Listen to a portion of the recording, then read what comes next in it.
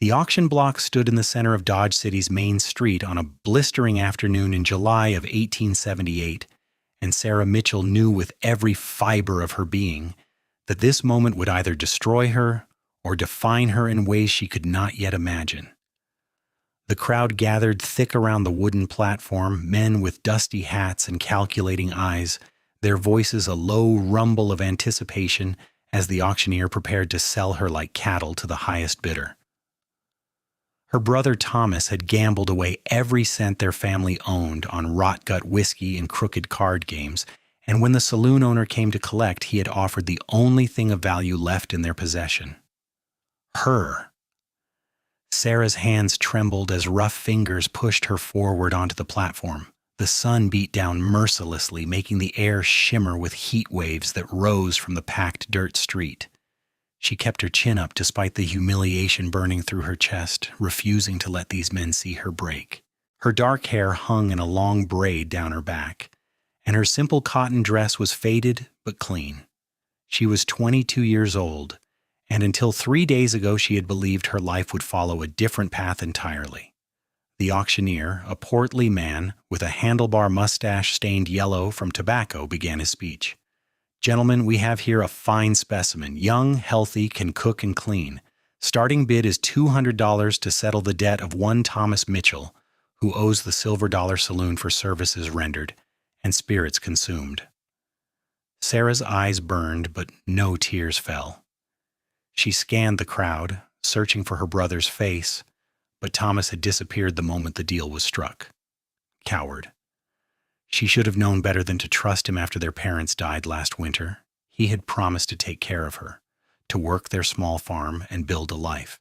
Instead, he had drunk himself into oblivion every night and let everything fall to ruin. "200, called a voice from the back. Sarah could not see the man's face. $250.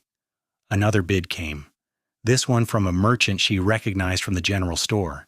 He was at least 60 years old with a wife already buried. The thought of belonging to him made her stomach turn. 300. A third voice, younger, eager. The bids climbed higher. Sarah felt each number like a physical blow, each increment marking her worth in cold, hard currency. She had become a commodity, a transaction, a problem solved with coin. The injustice of it all screamed through her mind, but there was no law that would protect her. Her brother had signed the papers, made her collateral for his vices. In the eyes of the territory, this sale was legal and binding. $500. The voice cut through the others like a knife through butter, deep and authoritative. The crowd parted slightly, and Sarah finally saw him. He was tall, well over 6 feet, with broad shoulders that strained against a dark vest worn over a chambray shirt. His hat was pulled low, shadowing most of his face, but she could see a strong jaw covered with several days' worth of stubble and lips pressed into a hard line. 2 guns hung at his hips, the handles worn smooth from use. Everything about him spoke of danger and capability, a man who had seen the harsh realities of frontier life and survived them. The auctioneer's eyes lit up with greed. 500 from the gentleman. Do I hear 550? Silence fell over the crowd. $500 was more money than most men in Dodge City saw in half a year. The other bidders shuffled and looked away, recognizing they had been priced out of the competition. 550, came a stubborn voice. The old merchant, his jaw set with determination. The tall cowboy turned his head slowly toward the merchant. Even from the platform, Sarah could feel the intensity of his gaze. 600, he said flatly, and that is my final offer. Anyone who bids higher better be prepared to back it up outside of this auction. The threat hung in the air, unspoken but crystal clear. This was not a man to be trifled with. The merchant paled and stepped back into the crowd, shaking his head. 600 going once, the auctioneer called out, practically salivating. Going twice. He paused dramatically, scanning the assembled men for any final challenges. Sold to the gentleman for $600. Sarah's knees nearly buckled. The cowboy moved forward through the crowd with a purposeful stride, his boots striking the ground with authority. He reached the platform and pulled a leather pouch from his belt. Counting out gold coins that gleamed in the sunlight, the auctioneer accepted them greedily, biting several to test their authenticity before nodding with satisfaction. "She is all yours, sir. The contract papers are right here." The auctioneer produced a sheaf of documents from his coat pocket, holding them out with an ingratiating smile. "All legal and proper. She belongs to you for 7 years of service as payment for the debt. Says so right here in black and white." The cowboy took the papers without looking at them. His eyes instead found Sarah's, and for a moment the world seemed to narrow down to just the two of them. His eyes were a startling shade of blue-green, like a mountain lake she had once seen as a child.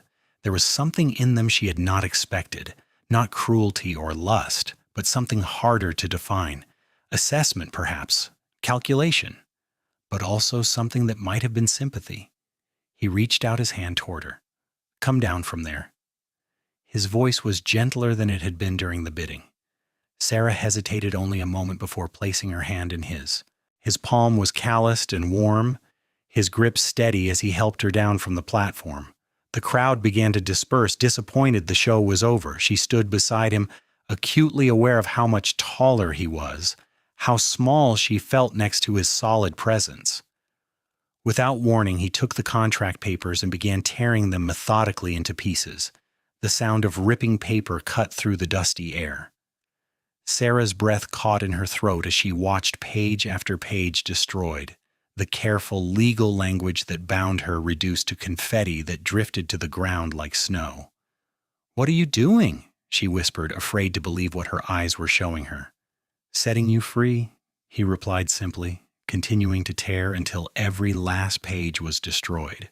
The auctioneer sputtered in protest, but the cowboy silenced him with a single look. "The debt is paid. The money is yours. What happens to the girl now is none of your concern." The auctioneer opened his mouth as if to argue, then thought better of it.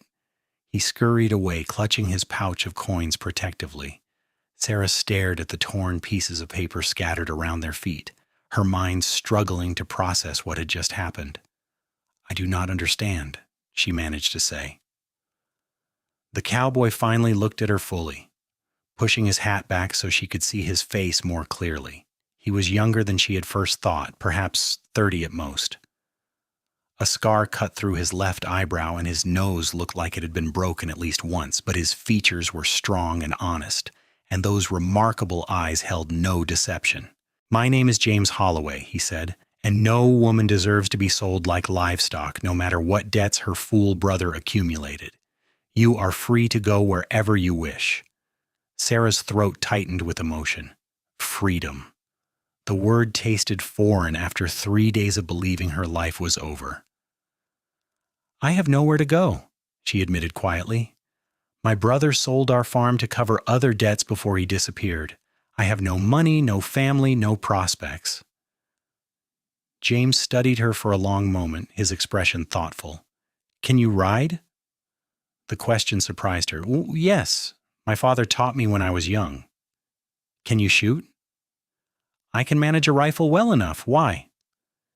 He gestured toward the edge of town where 2 horses stood hitched to a post. One was a massive black stallion, the other a smaller chestnut mare. "I have a ranch about 15 miles north of here. Nothing fancy, but it is good land with clean water and decent grazing. I run cattle and break horses. I could use help with the cooking and maintaining the house. If you want work, I am offering it. Fair wages, your own room, and nobody will lay a hand on you without your permission. That is a promise." Sarah searched his face for any sign of ulterior motives, but found none. Still, caution made her hesitate. "Why did you pay so much money just to tear up the contracts? You could have gotten 7 years of free labor." James's jaw tightened. "Because I know what it feels like to have your freedom taken away. When I was younger, I was pressed into service by the Union Army, conscripted whether I wanted to fight or not. I spent 3 years in hell watching boys die for causes they barely understood. When the war ended, I swore I would never take anyone's freedom from them, no matter the circumstances." He paused, then added more softly, "And because my sister once found herself in a similar situation, I was too far away to help her. She ended up married to a man who beat her until she lost the will to live. She died 5 years ago, so when I heard about this auction, I knew I had to do something." The raw honesty in his words struck Sarah deep in her chest. This was a man who had known real pain and chosen to respond with compassion rather than bitterness. She made her decision in that moment, though part of her wondered if she was trading one uncertainty for another. "I will work for you," she said firmly. "But I want a real wage, and I want your word that the offer is exactly as you stated." James extended his hand. "You have my word, Miss Mitchell, and my word is worth more than any contract." Sarah shook his hand, feeling the strength in his grip and the calluses that spoke of hard work. Something passed between them in that moment, a connection she could not quite name. Trust, perhaps, or the beginning of it. They walked together toward the horses, leaving the torn contract papers to blow away in the dry Kansas wind.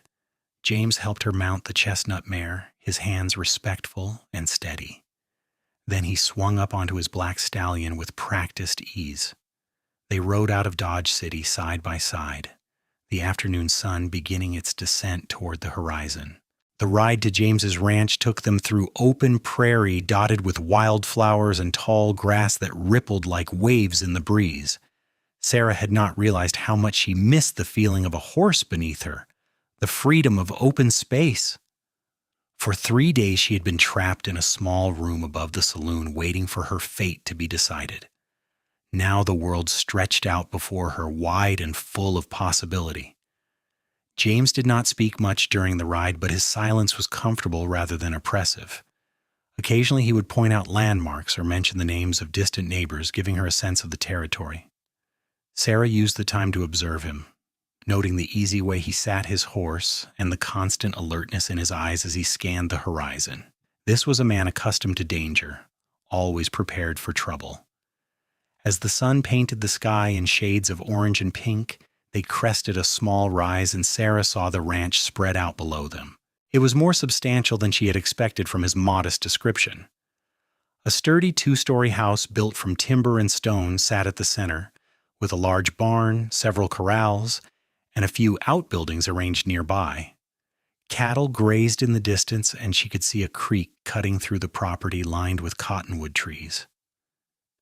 "It is beautiful," she said honestly. James's expression softened with pride. "I have worked hard to build it. Started with nothing but a land claim and a prayer 6 years ago. Now I have got nearly 300 head of cattle and a string of horses that are becoming known for their quality. It is not much compared to the big outfits, but it is mine." They rode down to the ranch, and James helped her dismount in front of the house. A weathered man in his 50s emerged from the barn, wiping his hands on his pants. His eyes widened when he saw Sarah. "Boss, you did not mention bringing home company," the man said with a slight Mexican accent. "This is Sarah Mitchell," James introduced her. "She will be working here as housekeeper and cook. Sarah, this is Miguel Torres. He is my foreman and the man who keeps this place running when I am away." Miguel's lined face broke into a warm smile. "Welcome, Señorita Mitchell. It will be nice to have someone who can cook better than this stubborn cowboy. His biscuits could break teeth." Despite everything she had been through, Sarah found herself smiling. "I promise my biscuits are considerably better." James showed her inside the house, which was clean, but clearly lacking a woman's touch. The furniture was functional rather than decorative, and dust covered most surfaces. The kitchen was well equipped with a cast iron stove, but the pantry was poorly organized. Sarah could see a dozen projects that needed attention, which was oddly comforting. Purpose. She needed purpose right now. "Your room is upstairs," James said, leading her to the second floor. He opened a door to reveal a modest bedroom with a real bed, a dresser, and a window overlooking the creek. "It is not fancy, but the mattress is good and the roof does not leak." Sarah walked into the room, running her hand over the smooth wooden dresser. After 3 days of captivity and the horror of the auction block, this simple room felt like a palace. "It is perfect. Thank you." James nodded, standing in the doorway with an awkward uncertainty that was endearing after his earlier confidence. "I will let you settle in. Come down when you are ready, and I will show you the rest of the house and explain the routine. We eat dinner around sunset." After he left, Sarah sat on the edge of the bed and finally allowed herself to feel the full weight of what had happened. Tears came then, hot and fast, streaming down her face as she grieved for the life she had lost and the betrayal of her brother. But they were also tears of relief. She was safe. She was free. And somehow, impossibly, she had found herself in the protection of a man who had shown her more kindness in one afternoon than her own blood had shown in months. That evening, Sarah joined James and Miguel for a simple dinner of beans, salt pork, and the infamous hard biscuits Miguel had warned her about. The conversation was easy, with Miguel telling stories about the ranch and James occasionally adding dry commentary that showed a wit she had not expected. She learned that Miguel had worked for James since the beginning, that he had a wife and 3 grown children living in a nearby town, and that he considered James more like a son than a boss. Over the following days, Sarah threw herself into work. She cleaned the house from top to bottom, organized the kitchen, and began cooking proper meals that had both men praising her skills. She mended their clothes, tended a small vegetable garden behind the house, and even helped Miguel with some of the lighter ranch chores. The physical labor was exhausting but satisfying, giving her tired muscles and a quiet mind by evening. James was respectful to a fault, always maintaining proper distance and never presuming on their arrangement. He paid her fairly at the end of the first week, counting out coins into her hand with business-like efficiency. But Sarah began to notice small things. The way his eyes followed her when he thought she was not looking. How he always made sure she had everything she needed before seeing to his own comfort. The careful way he spoke to her, as if afraid of saying something that might make her uncomfortable. She noticed other things too. The way he handled his horses with gentle patience. How he treated Miguel with genuine respect rather than as merely hired help. His quiet generosity when a neighbor fell on hard times, sending over cattle without expecting repayment. James Holloway was a good man in a world that often rewarded ruthlessness over decency. One evening, about 3 weeks after her arrival, Sarah was washing dishes when James came in from the barn. He hung his hat on the peg by the door and stood there for a moment, seeming to wrestle with something. "Can I ask you something?" he finally said. Sarah dried her hands on her apron. "Of course." "Why did your brother do it? Sell you like that?"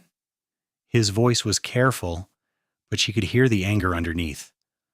"What kind of man does that to his own sister?" Sarah leaned against the counter, old pain surfacing.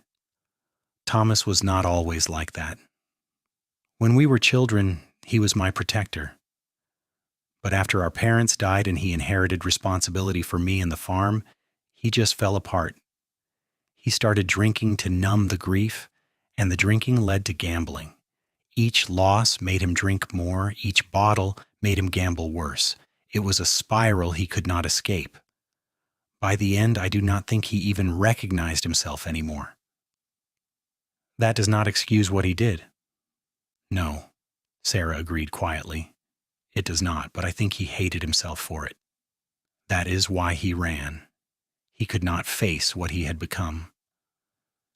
James moved closer, stopping a respectful distance away. "If I ever see him, I am going to break his jaw." The protectiveness in his voice made something warm unfurl in Sarah's chest. "I appreciate the sentiment, but Thomas is not worth your time or energy. He is gone, and I am here building something better." "You are remarkable. Do you know that?" James said softly. "Most people would be broken by what you went through, but you just kept going, kept fighting." Sarah met his eyes and saw something in them that made her breath catch. Admiration, respect, and something deeper, something that called to the lonely places in her own heart. I had help, she said. A good man bought my freedom and gave me a chance to start over. That makes all the difference. They stood there in the kitchen as night fell outside, the lamplight casting golden shadows around them.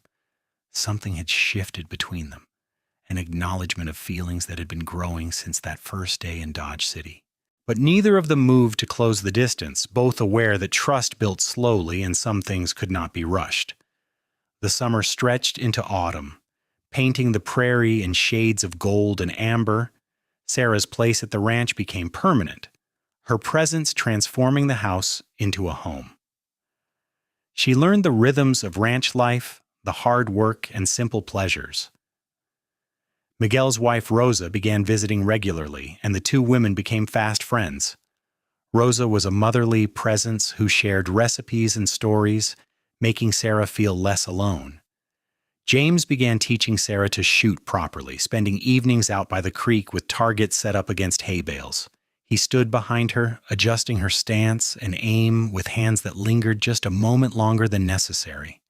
She was acutely aware of his warmth, the solid presence of him, the way her heart raced when he was near.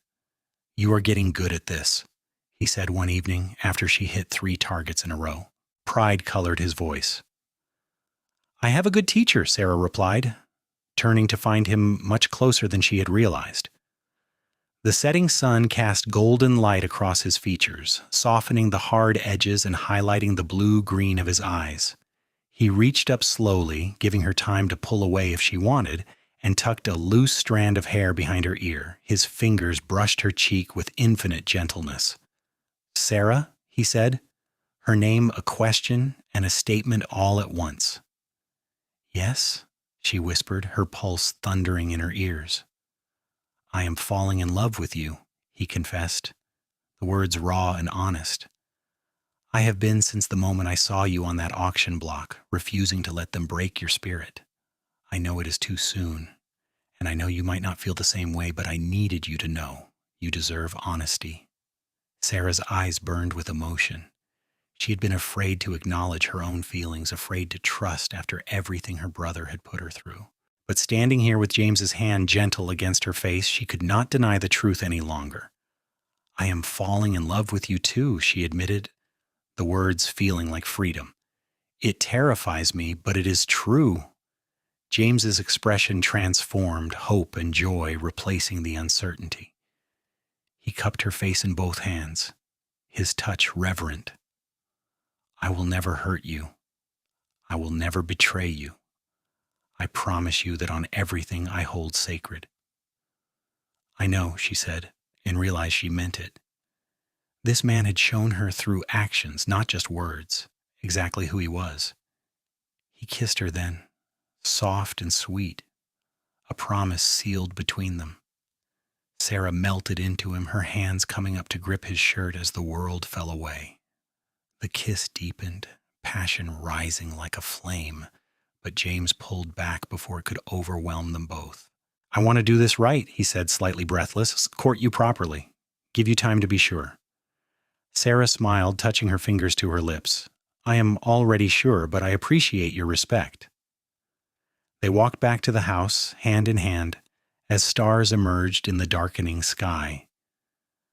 Miguel saw them from the barn, grinned knowingly, and gave James a subtle nod of approval.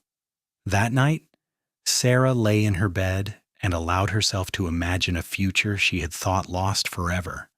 A future with love and partnership, children, and growing old together on this beautiful land. James courted her with quiet determination over the following months. He brought her wild flowers picked from the prairie. He taught her to dance in the kitchen while Miguel played guitar. He shared his dreams for expanding the ranch and asked for her opinions, treating her as an equal partner rather than hired help. They spent evenings on the porch watching the sunset, talking about everything and nothing, building the foundation of intimacy that would sustain them through whatever challenges lay ahead. Winter came with snow and bitter cold. Sarah and James sat together in front of the fireplace, her head on his shoulder, his arm around her waist. The wind howled outside, but inside all was warm and peaceful. "Marry me," James said suddenly, without preamble. Sarah lifted her head to look at him, her heart soaring. "What?" "Marry me," he repeated, turning to face her fully. "I know I should have a ring, should do this properly on one knee, but I cannot wait another moment. I love you, Sarah Mitchell. I want to wake up next to you every morning for the rest of my life. I want to build this ranch with you, have children with you, grow old with you. Say yes." Tears streamed down Sarah's face, but these were tears of pure happiness. "Yes, yes, of course I will marry you." James pulled her into his arms, kissing her with all the pent-up passion and love he had been holding back. They clung to each other in the firelight, two broken souls who had found each other and been made whole. They married in the spring of 1879 in a small church in Dodge City with Miguel, Rosa, and a few close friends in attendance. Sarah wore a simple blue dress that Rosa had helped her make, and James wore his best suit. When the preacher pronounced them husband and wife, James kissed her like a drowning man finding air, and the small congregation cheered. The ranch became truly theirs, a partnership in every sense. Sarah proved to have a head for business, helping James negotiate better prices for their cattle and managing the ranch's finances with skill. Together they expanded operations, buying more land and increasing their herd. They became known throughout the territory as fair dealers and good neighbors. Their first child came in the winter of 1880, a son they named Daniel after Sarah's father.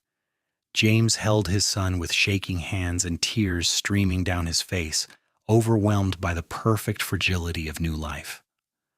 Sarah watched her husband cradle their baby and fell even more deeply in love with him, seeing the gentleness and wonder in his eyes. 2 years later, a daughter arrived, fierce and loud from her first breath. They named her Catherine, and she had her mother's dark hair and her father's striking eyes. James doted on both children, teaching Daniel to ride almost before he could walk, and letting Catherine trail after him around the ranch from the moment she could toddle. Life was not without challenges. There were harsh winters that killed cattle, droughts that tested their resilience, and the constant dangers of frontier life. But Sarah and James faced everything together, their love deepening with each trial overcome. Miguel grew older and eventually retired, though he remained a constant presence in their lives. His son took over as foreman, continuing the tradition of loyalty and friendship. On their 10th anniversary, James and Sarah stood on the porch of their home, watching the sunset paint the sky in brilliant colors. Daniel, now 9, was teaching 6-year-old Catherine to lasso fence posts in the yard. Their laughter carried on the evening breeze. "Do you ever think about that day?" James asked, his arm around Sarah's waist. "The auction?" Sarah leaned into her husband's solid warmth. "Sometimes, but not with pain anymore. That day brought me to you. It brought me to this life. I would not change it, even with all the fear and uncertainty at the time." "You turned something meant to break you into freedom," James said, pressing a kiss to her temple. "That is who you are, Sarah Holloway, unbreakable." "We are unbreakable," she corrected, turning to kiss him properly. "Together." Years continued to pass, marked by joy and sorrow, triumph and loss, but always by love. A third child came, another son named Thomas.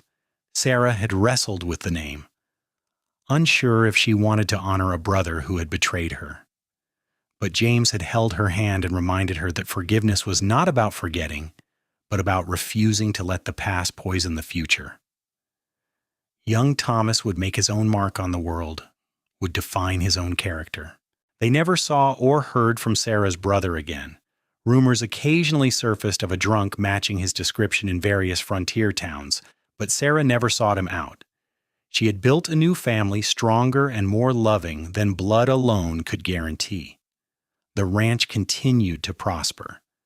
By 1890, the Holloway spread was one of the most successful in Kansas, known for quality cattle and horses. Daniel grew into a fine young man who loved the land as much as his father did. Catherine proved to have her mother's business sense and her father's way with horses, becoming an integral part of the operation. Young Thomas was still finding his way, but showed promise as a natural leader. On a warm summer evening in 1895, James and Sarah celebrated their 16th anniversary by riding out to the creek where he had first taught her to shoot. They were both older now, their faces lined by sun and wind and years of laughter. James's hair had gone silver at the temples, and Sarah had laugh lines around her eyes. But when they looked at each other, they still saw the two people who had found each other on an auction block in Dodge City all those years ago. "I have been thinking about something," Sarah said as they sat on the creek bank, their horses grazing nearby. "Should I be worried?" James teased, taking her hand. "I want to start a fund," Sarah said seriously. "For women in situations like I was in, women being sold or forced into service, I want to help them the way you helped me." James squeezed her hand, love and admiration shining in his eyes. "That is a beautiful idea. We can start it together. Call it Catherine's Fund, after my sister." Sarah leaned her head on his shoulder. "Catherine's Fund. Yes, she would have liked that." They established the fund that year, working with churches and charitable organizations to identify women in need and provide them with resources to escape desperate situations. Over the next decade, Catherine's Fund helped dozens of women find freedom and new starts. It became Sarah's passion and legacy, a way to transform her own pain into purpose. The 20th century arrived, bringing changes to the frontier that had once been wild and lawless. Towns grew into cities, railroads crisscrossed the land. The old ways began to fade, but the Holloway Ranch remained, a testament to hard work and enduring love. Daniel married a school teacher from Dodge City and brought her to the ranch, where they built a house on the northern section of the property. Catherine shocked everyone by falling in love with a visiting horse buyer from California and moving west with him, though she returned often with her own growing family. Thomas eventually found his calling as a lawyer, using his skills to help ranchers navigate increasingly complex regulations. James and Sarah became grandparents, then great-grandparents. They watched their legacy spread across the land they had built together. Every child who ran through the ranch house, every grandchild who learned to ride in their corrals, every great-grandchild who listened to stories on the porch was a repudiation of that auction block, proof that love and determination could triumph over injustice and cruelty. On a spring morning in 1912, Sarah found James in the barn, standing in the same spot where she had first met Miguel all those years ago. He was looking at his hands, at the calluses and scars that told the story of a life of hard work. "What are you thinking about?" she asked, slipping her hand into his. James turned to her with a smile that still made her heart flutter after more than 3 decades together. "I am thinking about how blessed I am, how one decision changed everything. If I had not gone to Dodge City that day, if I had not bid on you, if I had not torn up those contracts, we would have missed this entire beautiful life," Sarah finished for him. "Exactly." He pulled her close, and she rested her head against his chest, listening to the steady beat of his heart. "I love you, Sarah Holloway. Every day I fall more in love with you. And I love you, James Holloway, my hero, my partner, my heart." They stood together in the barn, surrounded by the sounds and smells of the life they had built.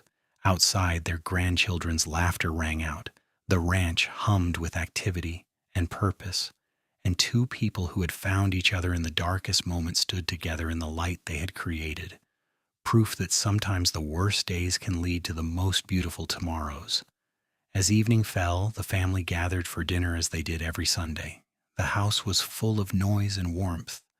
Multiple generations crowded around tables that had been pushed together to accommodate everyone. Sarah looked around at all the faces, each one precious and beloved, and felt overwhelming gratitude. This was her real wealth, not the successful ranch or the money in the bank, but these connections, these people, this love that multiplied rather than divided. After dinner, as the younger children played and the adults talked, James took Sarah's hand and led her out to the porch. The sun was setting in a blaze of orange and gold, painting the prairie in colors that still took her breath away after all these years. Do you remember what you said to me that first night? James asked. When I showed you your room? Sarah thought back, sifting through decades of memories. I said it was perfect, that everything was perfect. And you were right, James said, pulling her into his arms. Not because the room was fancy or because life was easy, but because it was the beginning of us. That made it perfect. Sarah kissed her husband, pouring all her love and gratitude into the gesture. They stood together on the porch as stars emerged in the darkening sky. The same stars that had watched over them on that first night and every night since. Two souls who had found each other against impossible odds and built an empire of love that would endure long after they were gone. Years later, when both James and Sarah had passed peacefully in their sleep within days of each other, their children and grandchildren gathered to mourn and celebrate. They told stories of the auction block and the torn contracts of a love that had defied convention and created something beautiful. The ranch continued under Daniel's capable management, and Catherine's fund grew to help women across 3 states. But the real legacy was simpler and more profound. It was in the way Daniel treated his wife with unfailing respect, in how Catherine insisted her daughters receive the same education as her sons, in the compassion Thomas showed to those who came to him for legal help, in every grandchild who understood that love was about choice and commitment, not ownership or control. The story of James and Sarah Holloway became family legend, told and retold with each generation. The tale of how a cowboy had bought a woman's freedom on an auction block and torn up every contract page, choosing love over possession, partnership over power. It was a story that reminded them all that in the darkest moments there could be light, that cruelty could be met with compassion, that one person's choice to do the right thing could change not just one life, but create ripples that spread across time. And though the wild frontier eventually gave way to civilization, though Dodge City transformed from a rough cattle town into a modern city, though the world changed in ways Sarah and James could never have imagined, their love story remained. A testament to the power of human kindness, the strength of love freely given, and the beautiful truth that sometimes the best things in life come from the moments we least expect, wrapped in pain but holding the seeds of joy. The auction block was long gone, demolished and forgotten. The Silver Dollar Saloon became a bank, then a museum. The house where Sarah and James built their life still stood on the ranch, preserved by their descendants as a reminder of where it all began. And on quiet evenings when the wind blew across the Kansas prairie, it almost seemed like you could hear echoes of laughter, the sound of two people who had found each other and chosen love day after day, year after year, for the rest of their lives. That was the true ending of their story. Not an ending at all, really, but a beginning that never stopped beginning. A love that never stopped growing. A choice made on a dusty street in 1878 that created something eternal. James Holloway had bought Sarah Mitchell's freedom and torn up every contract page, but what he had really done was set them both free to build something neither could have created alone. Together they had taken injustice and transformed it into legacy, pain into purpose, and fear into the deepest, truest love either had ever known.